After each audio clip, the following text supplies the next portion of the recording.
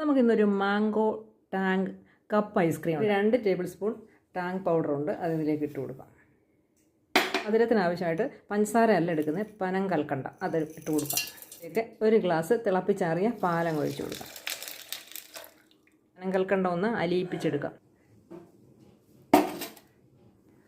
ഇനി ഇതിലേക്ക് ഓരോ സ്റ്റിക്ക് എടുത്ത് വെക്കണമല്ലോ. അതിന് വേറെ സ്റ്റിക്കൊന്നും വേണ്ട, നമ്മുടെ വീട്ടിലെ സ്പൂൺ ഓരോന്ന് ഇതുപോലെ ഇട്ട് കൊടുക്കാം.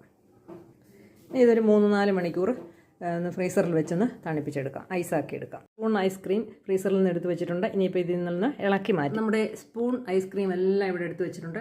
നല്ല സൂപ്പറായിട്ട് നമുക്ക് കിട്ടിയിട്ടുണ്ട്. അപ്പോൾ ഇതുപോലെ എല്ലാവരും ഒന്ന് റെഡിയാക്കി നോക്കുക. കണ്ടോ, ഞാനിനി നമ്മുടെ സ്പൂൺ കണ്ടോ ഇതിനകത്തിരിക്കുന്നത്, കണ്ടോ? ഞാനിനി ഒന്ന് ടേസ്റ്റ് ചെയ്ത് നോക്കട്ടെ. പഞ്ചസാരയൊന്നും ചേർത്തല്ല, പനം കൽക്കണ്ടം.